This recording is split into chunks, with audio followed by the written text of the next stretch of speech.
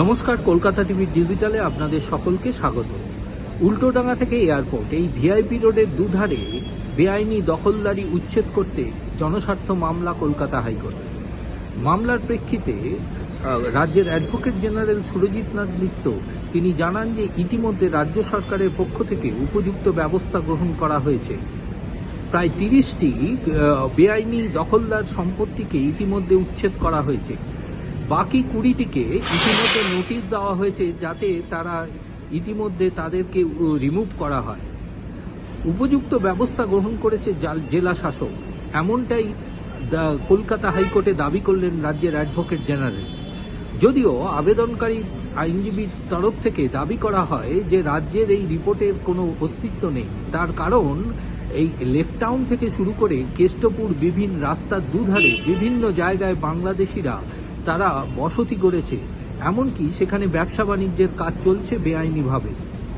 বহু জায়গায় বিবাহের বাড়ির কমিউনিটি হল তৈরি করা হয়েছে, এতে লস হচ্ছে, রেভিনিউ লস হচ্ছে রাজ্য প্রশাসনের, এমনটাই দাবি করেন কলকাতা হাইকোর্টে আবেদনকারী আইনজীবী।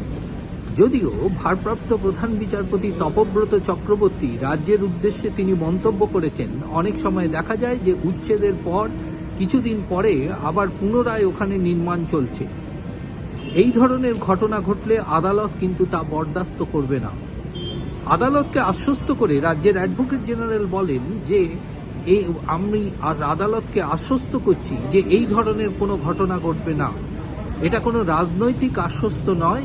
আদালতের কাছে অ্যাডভোকেট জেনারেল হিসাবে আমি আদালতকে আশ্বস্ত করছি এই ধরনের কাউকে আর পুনরায় বসতে দেওয়া হবে না বা বেআইনি দখলদারি করতে দেওয়া হবে না।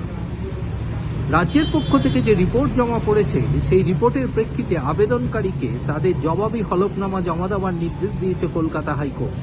পাশাপাশি কলকাতা হাইকোর্ট জানিয়েছে যে জেলা শাসককে পুনরায় একটি সাপ্লিমেন্টারি রিপোর্ট পেশ করতে হবে যে এখনো পর্যন্ত যে কাজ বাকি রয়েছে সেই কাজ কতটা এগোলো এবং কতটা বেআইনি দখলদারি রিমুভ করা হলো সে বিষয়ে আদালত জানতে চায়।